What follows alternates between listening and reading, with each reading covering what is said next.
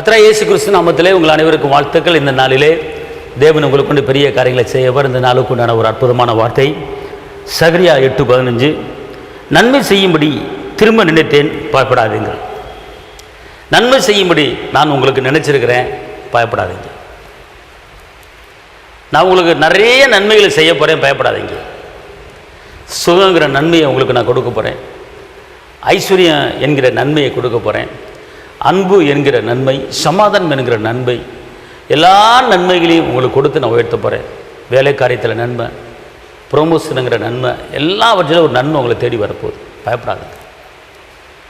நன்மையான எந்த எதுவும் பூர்ணமான எந்த வரமும் ஜோதிகளின் பிதாவிடத்தில் இறங்கி வருகிறது. இந்த பூமியில் உங்களுக்கு ஏதாவது நன்மை வருகிறதா, ஏதாவது ஒரு அற்புதம் வருகிறதா, ஏதாவது அதிசயம் வருகிறதா? இந்த பூமியிலிருந்து வரல, பரலோகத்தில் தேவனிடத்திலிருந்து வருகிறது. அவர் தான் உங்களுக்கு நன்மை செய்கிறார். எந்த மனுஷனும் உங்களுக்கு நன்மை செய்யலை.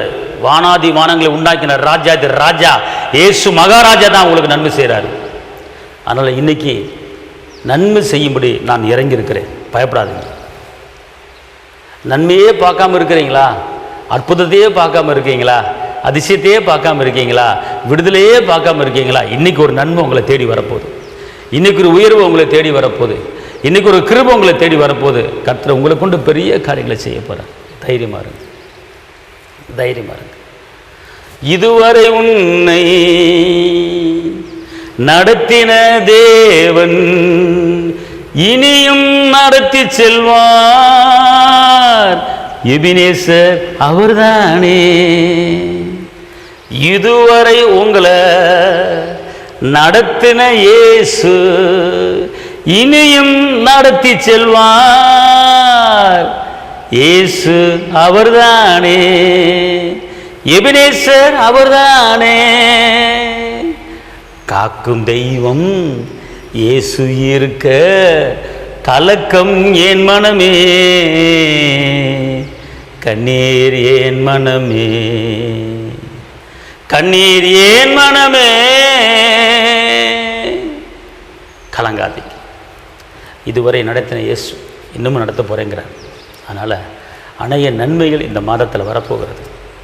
அணைய அற்புதங்கள் இந்த மாதத்தை உங்களுக்கு நடக்க போகுது. எதிர்பார்த்து கொண்டிருங்க. பெரிய காரியத்தை கர்த்தர் செய்வார். உங்களுக்கு நான் ஜெபிக்கிறேன். தகப்பனே இயேசுவே, நன்றியோடு துதிக்கிறேன், ஸ்தோத்திரிக்கிறேன். இந்த நேரத்தில் இந்த வேலையில் எங்களுடைய ஆவி ஆத்மா சரீரத்தை உங்களிடத்தில் அர்ப்பணிக்கிறோம். இந்த நிகழ்ச்சியை பார்த்து கொண்டிருக்கிற தேவ பிள்ளைகளுக்கு குடும்பத்தில் என்ன குறை இருக்குது? யார் பலவீனம் இருந்தாலும் பலத்தை தாங்கப்பா, சுகத்தை தாங்கப்பா. யார் கடன் பிரச்சனை இருந்தாலும் கடன் அடைக்கக்கூடிய வழியை உருவாக்கி தாங்க தாப்பனே. நான் உனக்கு போதித்து உனக்கு நடக்க வேண்டிய வழியை காட்டுவேன் சொல்லியிருக்கிறீங்க தாப்பனே. நடக்க வேண்டிய வழியை காட்டுங்க தாப்பனே. தேவ கிருபை, தேவ சமாதானம், தேவ பலன், தேவ பாதுகாப்பு கூட இருக்கட்டும் ஐயா. இரத்த கோட்டைக்குள்ள மறைத்துக் கொள்ளுங்க ஆண்டவரே.